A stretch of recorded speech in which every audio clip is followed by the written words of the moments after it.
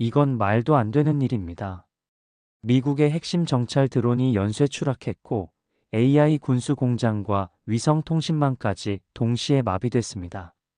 미 국방부는 처음엔 사이버 테러를 의심했지만 분석 결과 믿기 어려운 결론이 나왔습니다. 이 모든 시스템의 심장부에 한국산 부품이 들어있었던 겁니다. 지금 세계를 움직이는 건 무기가 아니라 조용히 세계를 설계한 한국의 기술이었습니다. 시작 전에 잠깐, 구독과 좋아요는 제게 정말 큰 힘이 됩니다. 그럼 오늘 이야기 시작합니다. 새벽 4시 32분. 제 휴대폰이 요란하게 울렸습니다. 리처드슨 국장님, 지금 즉시 상황실로 오십시오. 목소리에 다급함이 배어 있었어요. 저는 엘리언 리처드슨, 미국 전략국방정보국 수석 분석국장입니다. 25년간 이 일을 해왔지만 이런 다급한 호출은 처음이었죠. 급히 달려간 상황실. 대형 스크린에는 북극 상공의 위성 영상이 떠 있었어요. 그런데 뭔가 이상했습니다. 평소 세계의 점으로 표시되던 우리 정찰기들이 모두 사라져 있었거든요. 무슨 일입니까? 제가 물었을 때 작전과장이 침통한 목소리로 답했어요. 세 기 모두 추락했습니다. 동시에요. 가슴이 철렁했습니다. 이 정찰기들은 러시아 감시용 최첨단 드론들이었어요. 한 대당 2억 달러짜리 보물들이죠. 그런데 세 기가 동시에? 테러 공격입니까? 사이버 해킹? 아닙니다. 기술팀장이 고개를 저었어요. 더 이상한 일이 벌어지고 있습니다. 스크린이 바뀌었어요. 애리조나 AI 탄약 공장 화재, 캘리포니아 해군 통신망 마비, 플로리다 자율항공기 오류. 하나씩 터져나오는 사고들. 이게 다 오늘 밤 일어난 일입니까? 6시간 사이에 벌어진 일들입니다. 제 등골이 서늘해졌어요. 25년 경험으로도 이런 대규모 동시 고장은 본 적이 없었거든요. 그때 분석팀에서 충격적인 보고가 나왔습니다. 모든 사고의 공통점을 찾았습니다. 뭡니까? 모두 한국산 부품이 핵심에 있습니다. 순간 귀를 의심했어요. 한국이라고요? 네.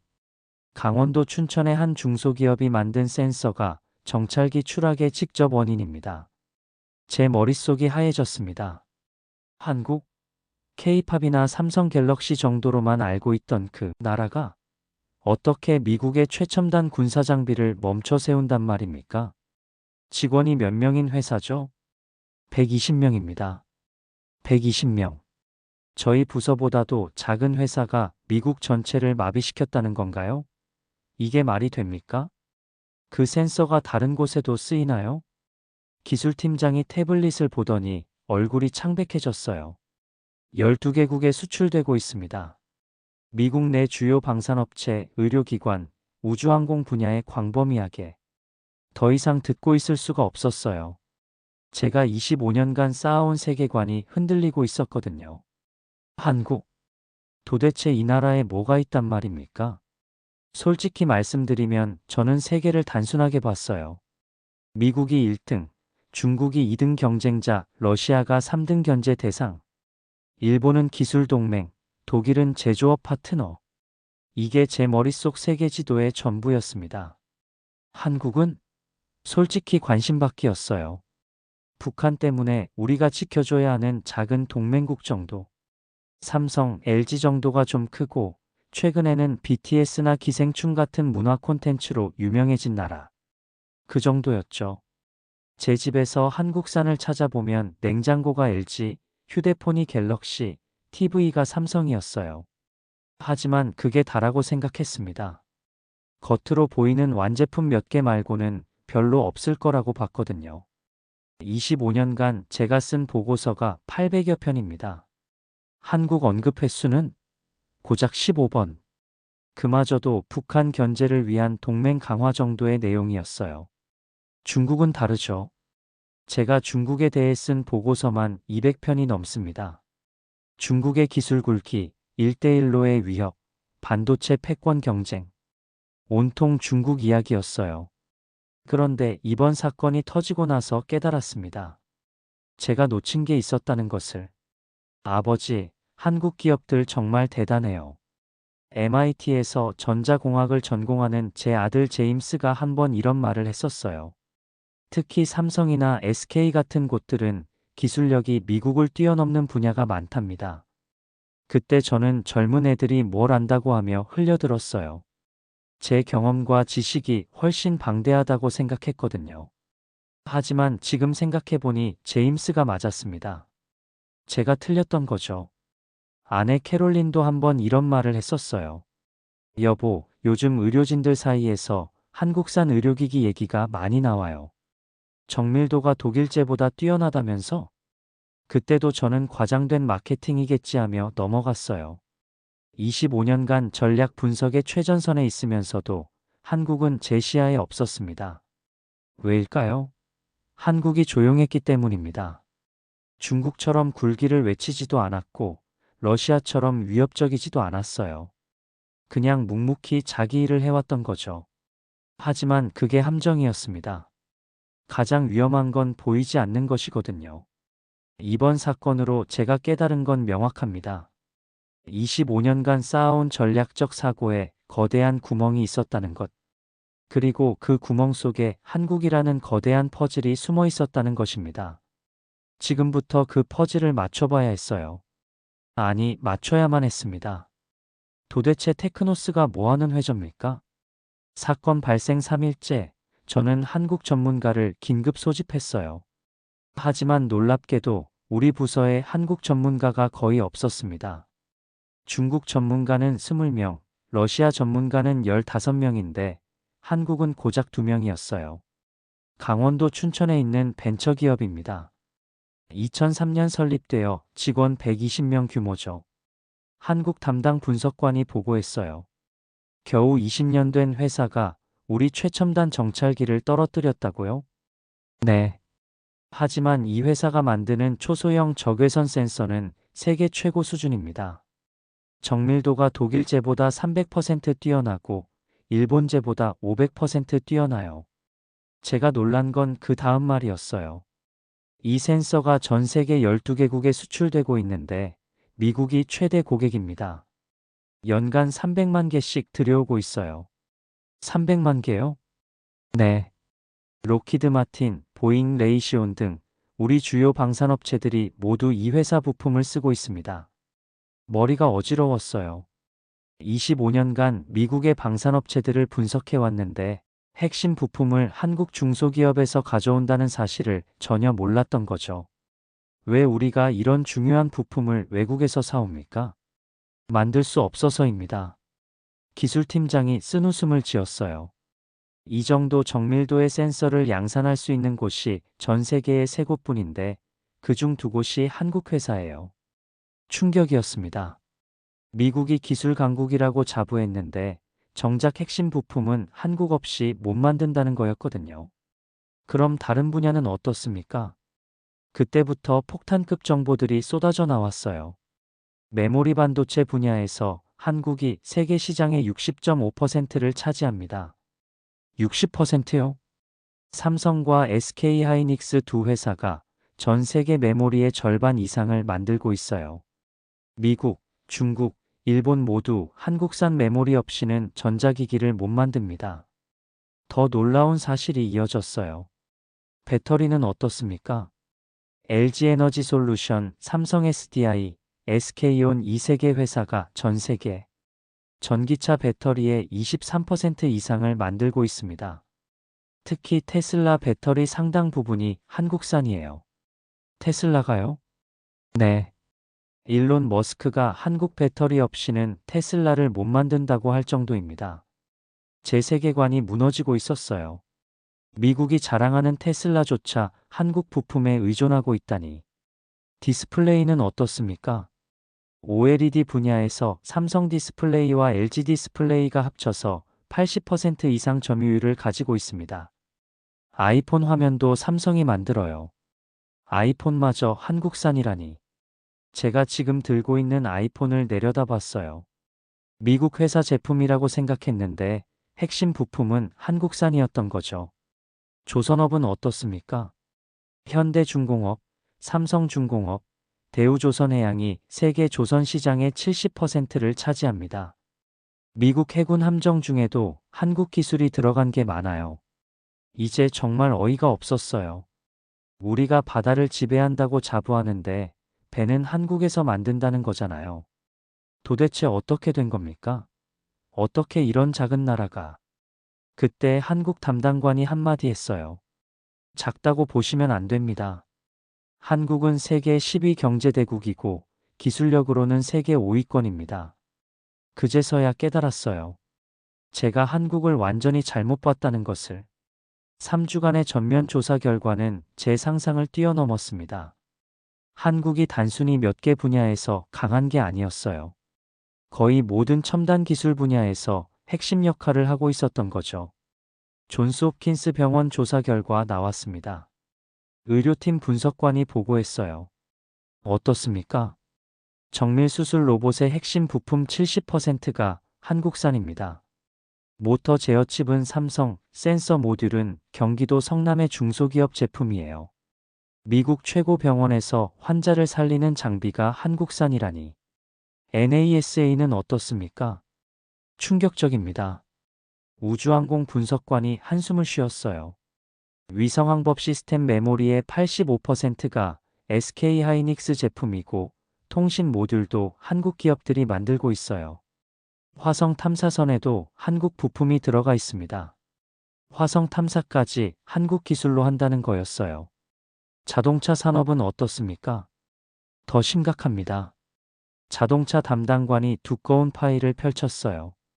테슬라 모델 S의 배터리는 LG 에너지 솔루션, 제너럴 모터스 볼트의 배터리도 LG, 포드, 머스탱 마하이의 배터리도 SK온 제품입니다. 그럼 미국 전기차가 한국 배터리로 움직인다는 말입니까? 맞습니다. 더 놀라운 건 일반 내연기관차도 마찬가지예요. 엔진 제어 장치, 센서류, 인포테인먼트 시스템까지 한국 부품이 광범위하게 쓰이고 있어요. 제가 타고 다니는 벤츠에도 한국 부품이 수십 개씩 들어있다는 거였죠. 국방 분야는 어떻습니까? 국방 분석관의 얼굴이 심각했어요. F-35 전투기에도 한국산 부품이 들어갑니다. 한화 시스템이 만든 레이더 부품이죠. 뭐라고요? 네. 그리고 우리 대사관 보안 시스템도 대부분 한국 기업 제품입니다. 지문인식 장치, 출입 통제 시스템, CCTV까지요. 미국을 지키는 시스템이 한국산이라니. 이게 말이 됩니까? 가장 충격적인 건 반도체였어요. 글로벌 반도체 시장에서 한국이 17.7%로 세계 2위입니다. 특히 메모리 반도체는 압도적이에요. 얼마나 압도적입니까? DRAM에서 70.5%, NAND 플래시에서 52.5%를 차지합니다. 삼성과 SK 하이닉스가 전 세계 메모리의 70%를 만들고 있어요.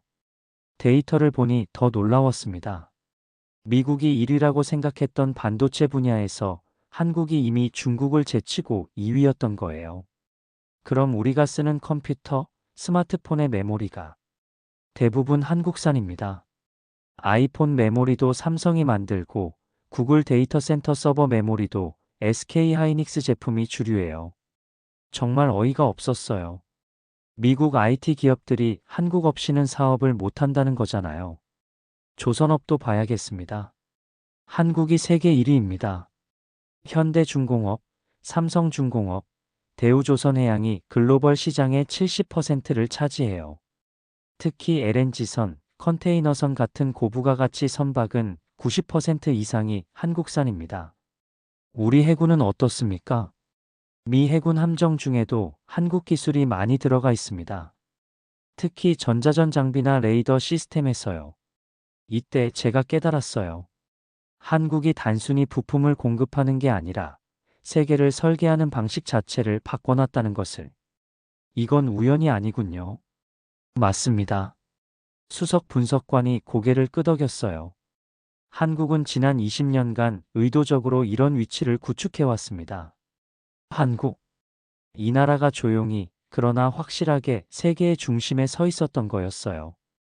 결국 직접 확인해 보기로 했습니다. 2025년 4월 생애 처음으로 한국 땅을 밟았어요. 목적지는 모든 사건의 발단이 된 춘천의 테크노스였습니다. 인천공항에서 춘천까지 가는 이 시간 동안 제가 본 한국은 충격 그 자체였어요. 서울 강남의 마천루들이 뉴욕 맨해튼과 별반 다르지 않았고 고속도로변 공장들은 독일 못지않게 정교해 보였습니다. 이게 정말 한국입니까?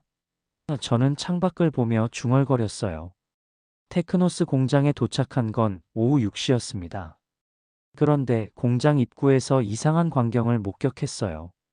직원들이 퇴근하지 않고 뭔가를 기다리고 있었거든요. 무슨 일입니까? 제가 통역관에게 물었을 때 갑자기 공장 전체에 정전이 일어났어요. 아, 이런 일이 가끔 있어요. 공장 관계자가 미안해하며 말했습니다. 곧 복구될 텐데.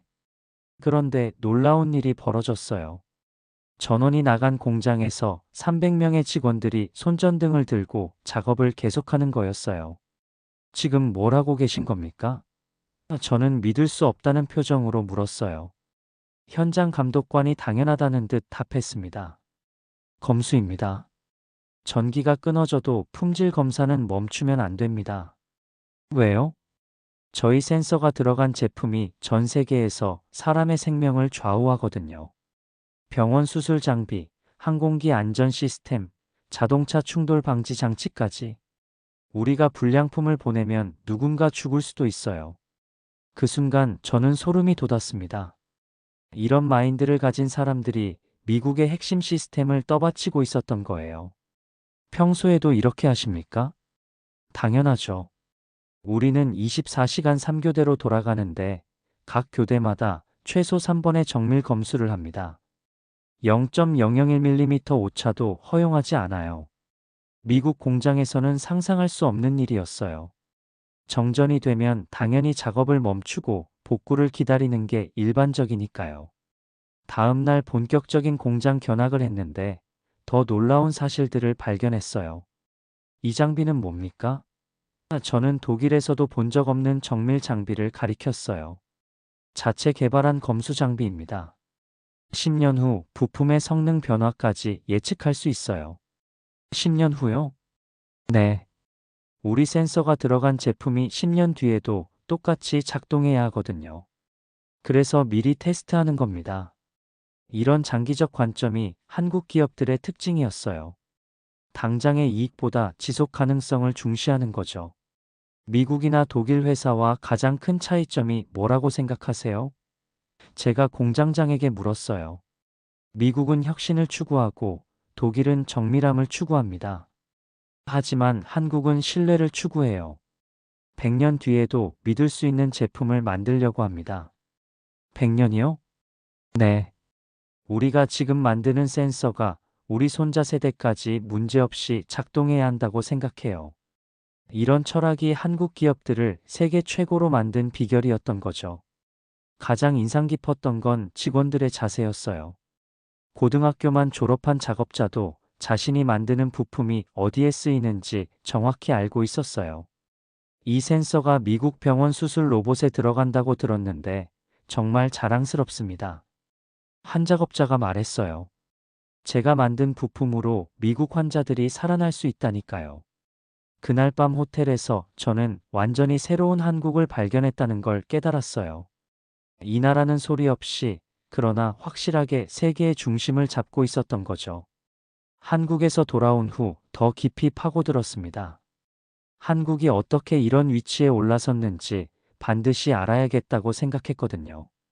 한국의 세계 전략을 분석해 봤습니다. 전략팀장이 두꺼운 보고서를 내밀었어요.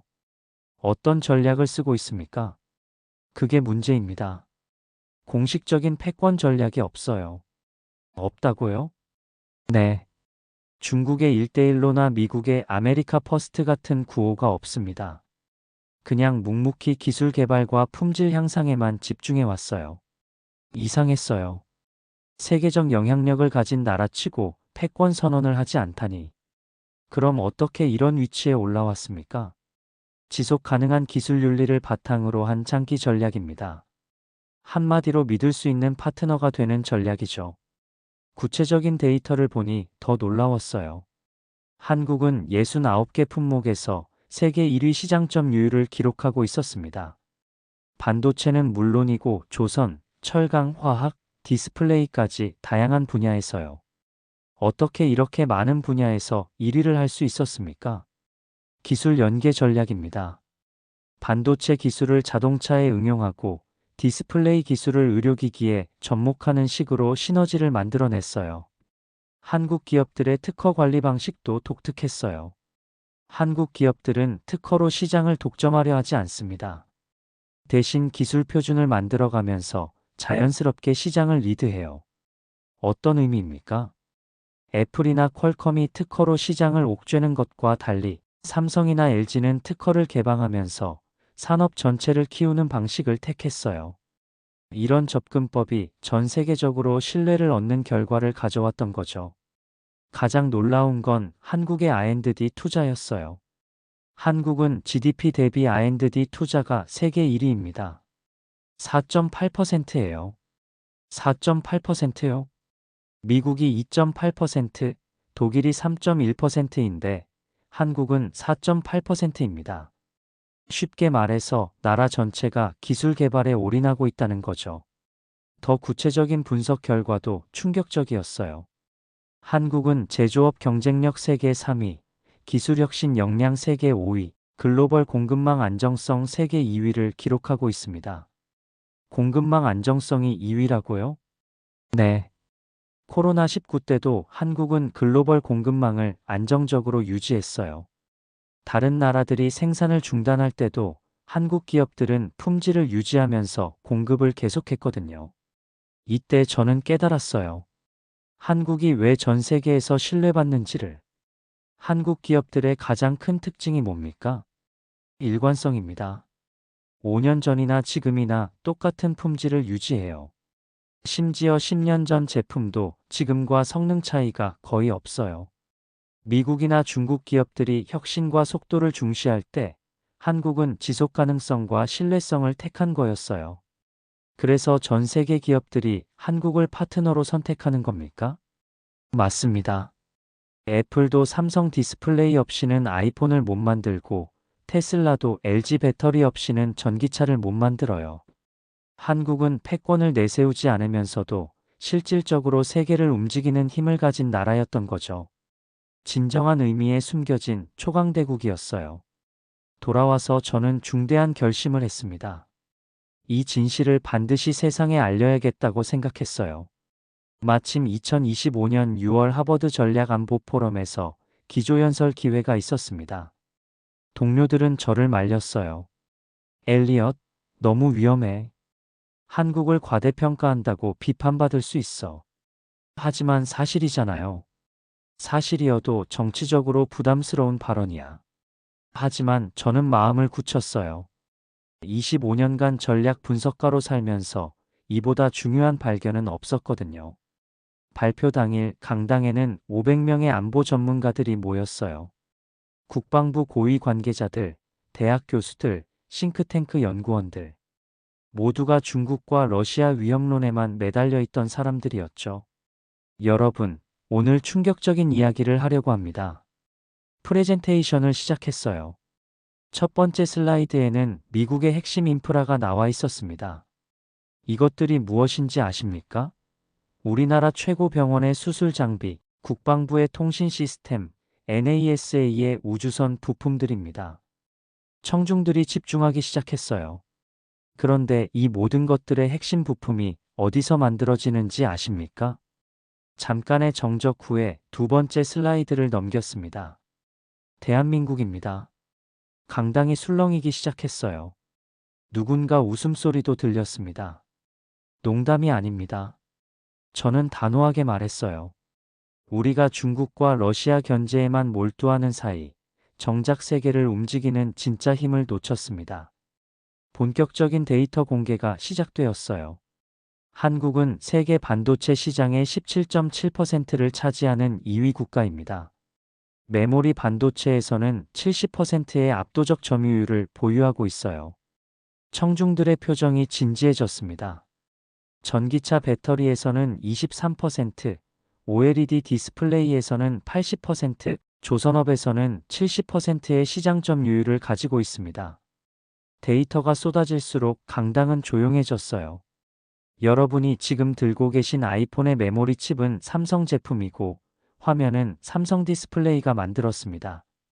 여러분이 타고 온 테슬라의 배터리는 LG가 만들었어요. 가장 강력한 메시지는 마지막에 전달했습니다. 세계를 움직이는 것은 칼도 미사일도 아닙니다. 지금 이 순간 세계는 한국산 없이는 하루도 작동하지 않습니다. 발표가 끝나자 강당이 조용해졌어요. 그리고 격렬한 질의응답이 시작되었습니다. 그럼 한국이 우리를 위협할 수 있다는 말입니까? 위협이 아닙니다. 상호의존이죠. 한국은 패권을 원하지 않아요. 단지 신뢰할 수 있는 파트너가 되려고 할 뿐입니다. 과대평가 아닙니까? 숫자를 보십시오.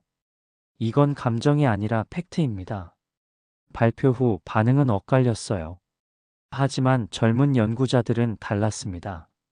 교수님 말씀이 맞는 것 같아요. 저희도 연구하면서 한국 기업들의 영향력을 무시했던 것 같습니다. 그날 이후 제 인생이 바뀌기 시작했어요.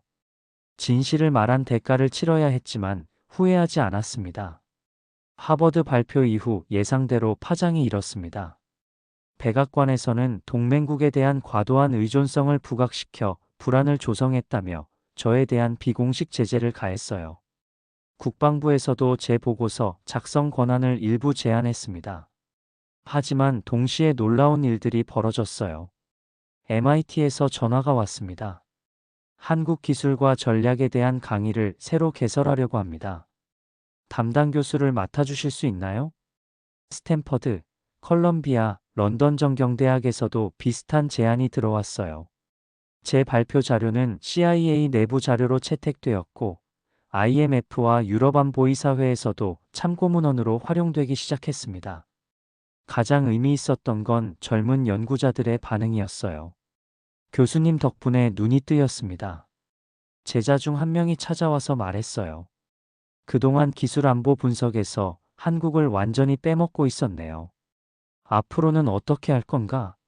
한국을 핵심 변수로 넣어서 다시 분석해 보려고 합니다.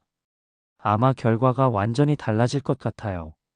실제로 젊은 세대 연구자들 사이에서는 한국 변수를 고려한 새로운 분석들이 쏟아져 나오기 시작했어요. 기업들의 반응도 흥미로웠습니다. 실리콘밸리의 한 벤처 캐피탈리스트가 저를 찾아왔어요. 한국 기업들과 파트너십을 맺고 싶은데 어떻게 접근해야 할까요? 왜 갑자기 관심을 갖게 되셨나요? 교수님 발표를 듣고 나서 우리가 놓친 게 너무 많다는 걸 깨달았어요. 한국 없이는 미래 기술을 못 만들겠더라고요. 월스트리트도 움직이기 시작했어요. 골드만삭스에서 한국 기술주 투자 전략 보고서를 내놓았고 모건 스탠리는 삼성과 SK에 대한 투자 등급을 상향 조정했습니다. 2025년 12월 저는 조기 은퇴를 결정했어요. 25년간의 공직 생활을 마무리하고 한국에 대한 책을 쓰기로 마음먹었습니다. 한국이라는 숨겨진 초강대국이라는 제목으로 12개월간 집중해서 썼어요. 집필 과정에서 더 놀라운 사실들을 발견했습니다. 한국이 단순히 부품을 공급하는 게 아니라 글로벌 기술 표준을 만들어가고 있었던 거예요. 오지 표준의 30%, 전기차 충전 표준의 40%, OLED 기술 표준의 80%가 한국이 제시한 것들이었습니다. 책을 쓰면서 한 가지 더 깨달은 게 있어요. 한국은 기술의 민주화를 추구하고 있습니다. 출판사 편집자와의 대화에서 나온 말이에요. 무슨 의미입니까? 한국 기업들은 최고급 기술을 소수만 독점하는 게 아니라 더 많은 사람들이 혜택을 볼 수 있도록 대중화하는 데 집중해요. 삼성이 메모리를 싸게 공급해서 전 세계 스마트폰이 저렴해졌고 LG가 배터리를 안정 공급해서 전기차가 대중화될 수 있었던 거죠. 책이 출간되자 예상보다 훨씬 큰 반향을 일으켰어요. 아마존 베스트셀러 1위에 올랐고 15개국에서 번역 요청이 들어왔습니다. 가장 뿌듯했던 건 독자들의 반응이었어요. 이 책을 읽고 나서 한국을 완전히 다르게 보게 되었습니다. 정말 대단한 나라네요. 마지막 문장은 이렇게 썼어요. 세계는 결국 기술의 윤리로 움직입니다. 그 윤리를 가장 조용히, 그러나 가장 확실하게 실현한 나라가 한국이었습니다. 제 책이 출간된 후 놀라운 변화들이 일어나기 시작했습니다. 2025년 말 프랑스 마크롱 대통령이 깜짝 발표를 했어요. 프랑스는 한국의 기술 표준을 차세대 방산 시스템에 적용하기로 결정했습니다. 독일도 움직였어요. 올라프 숄츠 총리가 베를린에서 선언했죠. 독일은 삼성과 함께 AI 윤리 기술 개발에 나서겠습니다. 한국의 기술 철학을 배우고 싶습니다. 가장 의미 있는 변화는 미국에서 일어났어요. 2026년 초 미 의회에서 놀라운 법안 논의가 시작되었습니다. 한국의 기술 윤리 기준을 국제 표준으로 검토하는 법안이 상정된 거예요. 몇 개월 전 저에 대한 제재는 완전히 해제되었고, 오히려 선견 지명이 있었다는 평가를 받게 되었습니다. MIT에서 개설된 한국기술과 전략 강의는 최고 인기 과목이 되었어요. 수강 신청 경쟁률이 15대 1을 넘어섰습니다. 교수님, 한국 기업에 취업하려면 어떻게 해야 하나요? 학생들이 가장 많이 하는 질문이었어요. 실리콘밸리도 바뀌었습니다. 구글, 애플, 마이크로소프트가 앞다퉈 한국 기업들과 파트너십을 맺기 시작했어요. 한국 없이는 미래 기술을 못 만들겠다는 게 실리콘밸리의 공통된 인식이 되었습니다. 유럽연합도 2026년 디지털 주권 전략 초안에서 한국을 핵심 파트너로 고려하기 시작했어요. 이유는 한국의 기술 철학을 유럽 표준에 반영하는 방안을 검토하겠다는 우르줄라 폰 데어 라이엔 위원장의 발언이 화제가 되었습니다. 일본의 변화도 놀라웠어요. 소니와 삼성이 차세대 반도체 공동 개발 논의를 시작했고, 토요타와 현대자동차가 전기차 기술 협력 방안을 모색하기 시작했습니다. 중국조차 바뀌었어요. 중국 정부가 공식 발표에서 한국의 기술 윤리 모델을 연구할 필요가 있다고 언급했습니다. 가장 인상 깊었던 건 개발도상국들의 반응이었어요. 케냐, 나이지리아, 베트남 등이 한국 모델을 벤치마킹한 기술 발전 계획 연구에 착수했습니다. 개인적으로도 큰 변화가 있었어요. 2026년 여름, 서울대학교 국제대학원 초빙 교수 제안을 받았습니다. 1년의 반은 한국에서, 반은 미국에서 보내는 조건이었죠. 서울에서 생활하면서 한국을 더 깊이 이해할 수 있었어요. 기술뿐만 아니라 교육, 문화, 사회 시스템 모든 면에서 한국은 독특한 철학을 가지고 있었습니다. 한국은 왜 이렇게 교육에 투자를 많이 합니까? 제가 교육부 관계자에게 물었어요. 사람이 곧 기술이고 기술이 곧 미래라고 생각하기 때문입니다. 우리에게는 인재가 유일한 자원이거든요. 이런 철학이 한국을 기술 강국으로 만든 원동력이었던 거죠. 한국 기업들의 해외 진출도 가속화되고 있어요. 삼성은 미국 텍사스에 170억 달러 규모의 반도체 공장 건설을 발표했고, LG는 유럽 전체에 배터리 공장 확장 계획을 내놓았습니다. 이제 한국 없이는 세계 경제가 돌아가지 않는다는 말이 과장이 아니게 되어가고 있어요. 제가 2년 전 하버드에서 했던 말이 현실이 되고 있었습니다. 한국이 진정한 의미의 글로벌 기술 리더로 인정받기 시작한 거죠. 2026년 봄, 저는 2년간의 연구를 마무리하며 마지막 강연을 준비했습니다. 다시 하버드 강당이었어요. 이번에는 전 세계에서 800명이 넘는 사람들이 모였습니다. 2년 전 이 자리에서 저는 충격적인 발표를 했습니다. 강연을 시작했어요. 오늘은 그 후 세상이 어떻게 변하고 있는지 말씀드리겠습니다. 첫 번째 슬라이드에는 현재 글로벌 기술 기업들의 협력 현황이 나와 있었어요. 한국과 파트너십이 없는 글로벌 기업을 찾기가 어려울 정도였습니다. 지금 여러분이 사용하고 계신 모든 전자기기를 한번 생각해 보세요. 청중들이 자신의 스마트폰을 내려다봤어요. 그 스마트폰의 메모리는 삼성이나 SK하이닉스가 만들었습니다. 화면은 삼성 디스플레이나 LG 디스플레이 제품이고요. 여러분이 타고 온 전기차의 배터리는 LG 에너지 솔루션이나 삼성 SDI가 만들었을 가능성이 높습니다. 한 학생이 손을 들었어요. 교수님, 그럼 한국이 세계를 지배하고 있다는 말씀인가요? 지배가 아닙니다.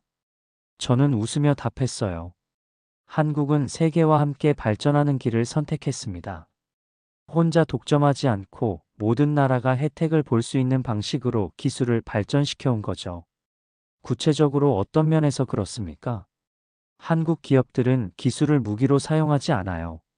삼성이 메모리를 독점할 수 있었지만 적정 가격에 공급해서 전 세계 IT 산업이 발전할 수 있게 했습니다. LG가 배터리를 독점할 수도 있었지만 안정적으로 공급해서 전기차 시대를 앞당겼어요. 또 다른 질문이 나왔어요. 우리는 한국으로부터 무엇을 배울 수 있을까요? 세 가지입니다. 저는 손가락을 세 개 들었어요. 첫째, 장기적 관점입니다. 한국은 100년 후를 생각하며 기술을 개발해요. 둘째, 윤리적 접근입니다.